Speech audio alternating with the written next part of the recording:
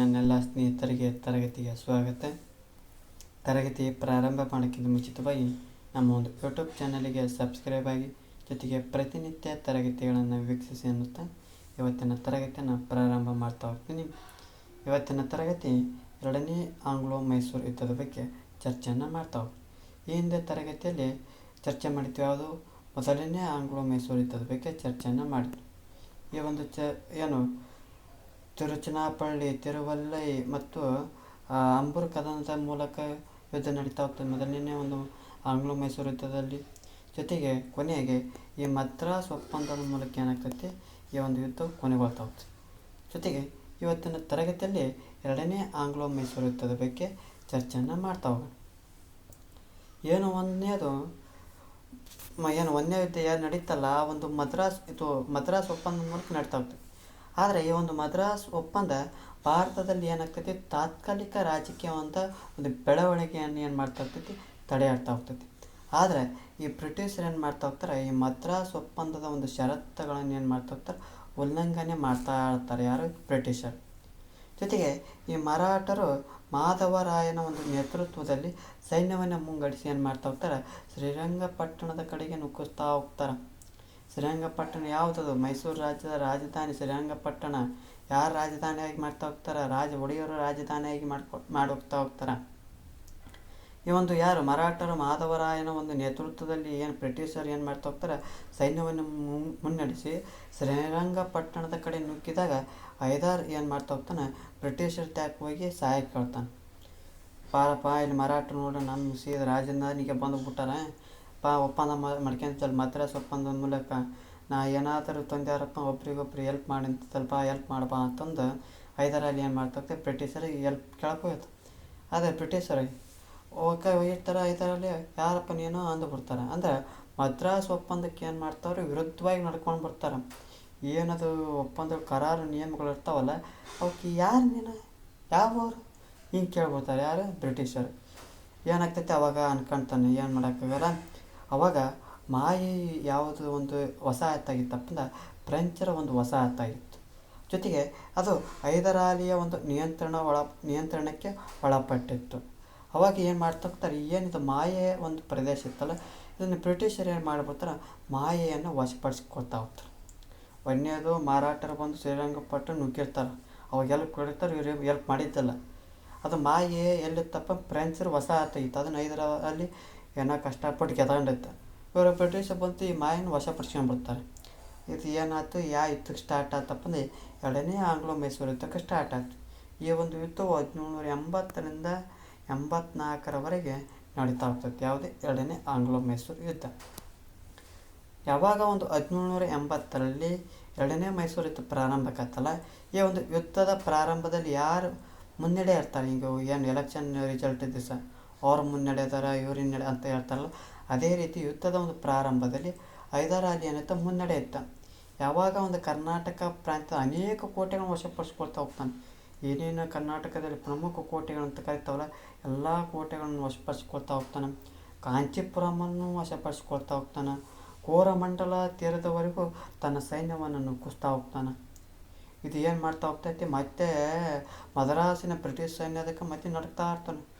ಏನೋ ಮನುಷ್ಯ ಸಜ್ಜದನಲ್ಲ, ಬಂದದ್ದು ನಾವು ನೋಡಿ ಒಂದು ಊರು ಹಾಕಿ ವಶಪಡಿಸಿ, ಯಾವುದು ಮಾಯೇನ, ಅದು ಫ್ರೆಂಚರನ್ನು ನಾವು ತಗೊಳಕ್ಕೆ ಬಂದಿದ್ವಿ ಅಂತ ಅವ್ರು ಅಂತಾರೆ.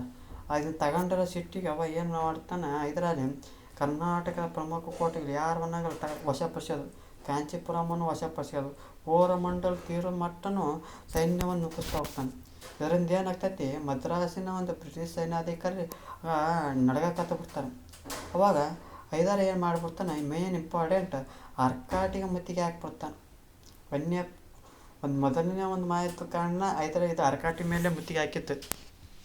ಮತ್ತೆ ಎಲ್ಲಿ ಹೋಗ್ತಾನೆ, ಇಷ್ಟೆಲ್ಲ ಇದು ಮಾಡಿದ್ರು ಬ್ರಿಟಿಷರು ಸಿಟ್ಟಿಗೆ ಹೇಳಕ್ವಲ್ರ ಅಂತ ಅಂದ್ಕೊಂಡು, ನಾವು ನೋಡಿ ಕೋಟೆ ತಗೊಂಡೆ, ಕಾಂಚೀಪುರಂ ವಶ ಮಾಡಿ ಕೋರಮಂಡಲಕ್ಕೆ ಬಂದೆ, ಇವ್ರೇನು ನನ್ನ ತ್ಯಾಗ ಯುದ್ಧನ ಮಾಡಕ್ಕೆ ಬರಲ್ಲ ಅಂತ. ಆದ್ರೆ ಅವ್ನು ತಲೆ ಬರ್ತಾನೆ, ಅರ್ಕಾಟಿಗೆ ಮುತ್ತಿಗೆ ಹಾಕಿಬಿಡ್ತಾನೆ. ಯಾರು? ಹೈದರಾಲಿ ಅರ್ಕಾಟಿಗೆ ಮುತ್ತಿಗೆ ಹಾಕಿ ವಶಪಡಿಸ್ಕೊಂಡು ಬರ್ತಾನೆ.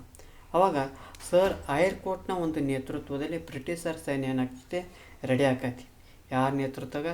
ಸರ್ ಐರ್ಕೋಟ್ನ ಒಂದು ನೇತೃತ್ವದಲ್ಲಿ ಏನು ಮಾಡ್ತಾ ಹೋಗ್ತಾನೆ, ಆ ಒಂದು ಬ್ರಿಟಿಷರ ಸೈನ್ಯ ಇದು ರೆಡಿ ಆಗ್ತೈತಿ.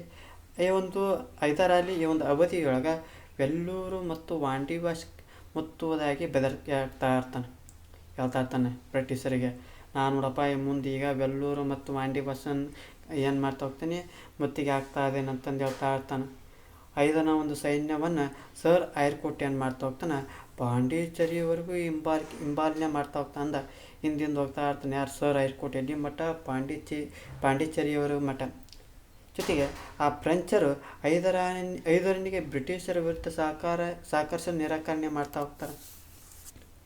ಇವ್ರು ನೋಡ್ರಿ ಫ್ರೆಂಚರು ಐದರನಿಗೆ ಹೆಲ್ಪ್ ಮಾಡೋಂಗಿಲ್ಲ. ಯಾಕಪ್ಪ ಅಂದ್ರೆ ಅವರು ಮೊದಲೇ ಕರ್ನಾಟಕ ಯುದ್ಧದ ಬಗ್ಗೆ ಟೆನ್ಷನ್ ಇತ್ತು.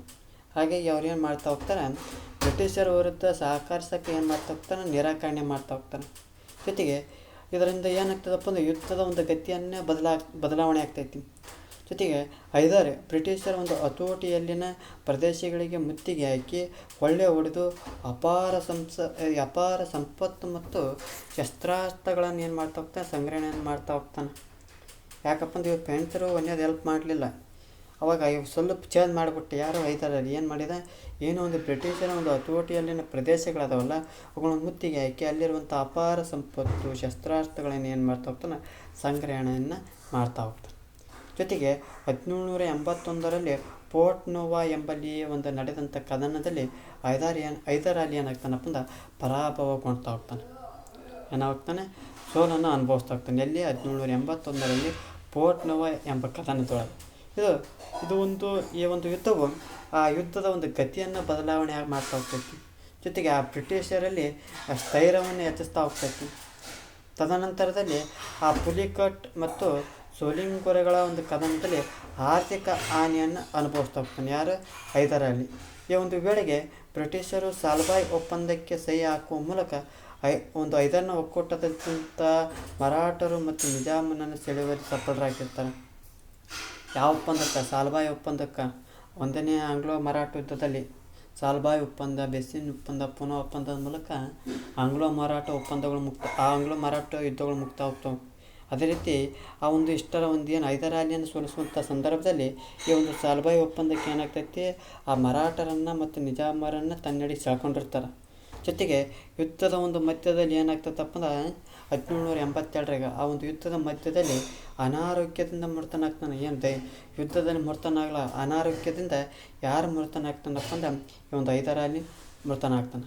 ಈ ಒಂದು ಯುದ್ಧವನ್ನು ಯಾರು ಮುಂದುವರಿಸ್ತಾರಪ್ಪ ಅಂದ್ರೆ ಆ ಒಂದು ಹೈದರಾಲಿಯ ಮಗನಾದಂಥ ಟಿಪ್ಪು ಸುಲ್ತಾನ್ ಏನು ಮಾಡ್ತಾ ಹೋಗ್ತಾನೆ ಮುಂದುವರಿಸ್ತಾ ಹೋಗ್ತಾನೆ. ಹೈದರಾಲಿನ ಒಂದು ಮರಣದ ಸಂದರ್ಭದಲ್ಲಿ ಆ ಮಲಬಾರ್ ಪ್ರಾಂತ್ಯದಲ್ಲಿ ನಡೆದಂಥ ಈ ಯುದ್ಧದಲ್ಲಿ ಮಲಬಾರ್ ಪ್ರಾಂತ್ಯದಲ್ಲಿ ನಡೆದಂಥ ಈ ಯುದ್ಧದಲ್ಲಿ ಟಿಪ್ಪು ಸುಲ್ತಾನ್ ಏನು ಮಾಡ್ತಾ ಹೋಗ್ತಾನೆ ತೊಡಗ್ತಾ ಹೋಗ್ತಾನೆ. ಟಿಪ್ಪುವಿನ ಒಂದು ಅನುಪಸ್ಥಿತಿಯ ಒಂದು ಲಾಭ ಪಡೆದಂಥ ಈ ಬ್ರಿಟಿಷರು ಬೀದನೂರು ಮತ್ತು ಮಂಗಳೂರನ್ನ ಏನು ಮಾಡ್ತಾ ಹೋಗ್ತಾರೆ ವಶಪಡಿಸಿಕೊಳ್ಳೋಕೆ ಅವಣಿಸ್ತಾ ಇದ್ರಿಂದ ಬಿಸಿ ಕಾಯ್ತಾ ಇದ್ರಂತಲ್ಲ ಆ ರೀತಿ. ಯಾವಾಗ ಒಂದು ಟಿಪ್ಪುನ ಅನುಪಸ್ಥಿತಿಯ ಲಾಭ ಪಡ್ಕೊಂಡು ಆ ಬ್ರಿಟಿಷರು ಬೀದನೂರು ಮತ್ತು ಮಂಗಳೂರನ್ನು ವಶಪಡಿಸಿಕೊಳ್ಳಲು ಒಂದು ನಮೂನೆ ಕಾಯ್ತಾ ಇದ್ರು. ಆ ತಿರುವಾಂಕೂರ, ಕಲ್ಲಿಕೋಟೆ, ಮಲಬಾರ್ನ ಅನೇಕ ರಾಜ್ಯಗಳನ್ನು ಟಿಪ್ಪುವಿನ ವಿರುದ್ಧ ಎತ್ತಿ ಕಟ್ಟುವಂಥ ಪ್ರಯತ್ನಗಳನ್ನು ನಡೆಸ್ತಾ ಹೋಗ್ತಾರೆ ಯಾರು ಬ್ರಿಟಿಷರು. ಇಲ್ಲಿ ತಿರುವಾಂಕೂರು, ಕಲ್ಲಿಕೋಟೆ, ಮಲಬಾರಿನ ಅನೇಕ ರಾಜ್ಯಗಳನ್ನು ಟಿಪ್ಪುವಿನ ವಿರುದ್ಧ ಎತ್ತಿ ಕಟ್ಟುವಂಥ ಪ್ರಯತ್ನಗಳನ್ನು ಮಾಡ್ತಾ ಹೋಗ್ತಾರೆ. ಹೀಗಾಗಿ ಟಿಪ್ಪು ಮಂಗಳೂರು ಮತ್ತು ಕರಾವಳಿ ತೀರ ಪ್ರದೇಶದ ಮೇಲೆ ಹತೋಟಿ ಸಾಧಿಸುವುದನ್ನು ಸೂಕ್ತ ಎಂದು ಏನು ಮಾಡ್ತಾ ಹೋಗ್ತಾನೆ ಮಂಗಳೂರಿನ ಕಡೆಗೆ ಹೊಳ್ಳಿ ಬರ್ತಾ ಇರ್ತಾನೆ.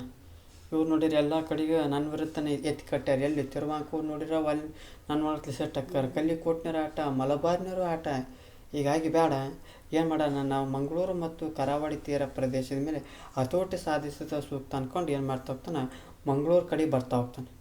ಮಂಗಳೂರಿನತ್ತ ಮುನ್ನಡೆದಂಥ ಈ ಬ್ರಿಟಿಷ್ ಸೈನ್ಯವನ್ನು ಏನು ಮಾಡ್ತಾ ಹೋಗ್ತಾನೆ ಸೋಲಿಸ್ತಾ ಹೋಗ್ತಾನೆ. ಎಲ್ಲಿ ಅವ್ರು ಬರ್ತಾ ಏನು ಟಿಪ್ಪುನ ಅವನು ಏನು ಮಾಡಿಬಿಡ್ತಾನೆ ವರ್ಲ್ಡ್ ರಿಟರ್ನ್ ಬಂದಾಗ್ಬಿಡ್ತಾನೆ. ಬಂದದ್ದು ಏನು ಈ ಬ್ರಿಟಿಷರ ಒಂದು ಸೈನ್ಯವನ್ನು ಏನು ಮಾಡ್ತಾ ಹೋಗ್ತಾನೆ ಸೋಲಿಸ್ತಾ ಹೋಗ್ತಾನೆ. ಅವ್ರು ಬ್ರಿಟಿಷ್ ಜನರು ಯಾವಾಗ ಸೋಲು ಅಂತ ಬರ್ತಾರೆ ನಾವೊಂದು ಒಪ್ಪಂದಕ್ಕೆ ಸಹಿ ಹಾಕ್ತೇವ್ರಿ ಅಂದ್ಬಿಡ್ತಾರೆ. ಮತ್ತೇನು ಮಾಡೋಕ್ಕಾಗಲ್ಲ. ಯಾವ ಒಪ್ಪಂದದ ಮೂಲಕ? ಮಂಗಳೂರು ಒಪ್ಪಂದದ ಮೂಲಕ ಏನಾಗ್ತೈತಿ ಎರಡನೇ ಆಂಗ್ಲೋ ಮೈಸೂರು ಯುದ್ಧವು ಕೊನೆಗೊಳ್ತಾ ಹೋಗ್ತೈತಿ. ಯಾವ ಯುದ್ಧದ ಮೂಲಕ? ಯಾವ ಒಪ್ಪಂದದ ಮೂಲಕ? ಮಂಗಳೂರು ಒಪ್ಪಂದದ ಮೂಲಕ. ಈ ಒಂದು ಯುದ್ಧದೊಳಗೆ ಹೈದರ್ ಅಲಿ ಏನಾಗ್ತಾನಪ್ಪ ಅಂದ್ರೆ ಅನಾರೋಗ್ಯದಿಂದ ನಿಧನನಾಗ್ತಾ ಹೋಗ್ತಾನೆ. ಈ ಹೈದರ್ ಅಲಿಯ ವಿರುದ್ಧ ಒಂದು ಯಾರ ನೇತೃತ್ವದಲ್ಲಿ ಬ್ರಿಟಿಷ್ ಸೈನ್ಯ ಒಂದು ಸಜ್ಜುಗೊಳಿಸ್ತದಪ್ಪ ಅಂದ್ರೆ ಸರ್ ಐರ್ಕೋಟ್ನ ನೇತೃತ್ವದಲ್ಲಿ ಈ ಒಂದು ಸೈನ್ಯ ನೇತೃತ್ವವನ್ನು ಹೊಂದ್ತಾ ಹೋಗ್ತೈತಿ. ಹೈದರ್ ಅಲಿಯ ಮರಣದ ನಂತರ ಸೇನೆಯ ನೇತೃತ್ವವನ್ನು ಯಾರು ವಹಿಸ್ಕೊಳ್ತಾರಪ್ಪ ಅಂದ್ರೆ ಟಿಪ್ಪು ಸುಲ್ತಾನ್ ವಹಿಸ್ಕೊಳ್ತಾ ಹೋಗ್ತಾನೆ.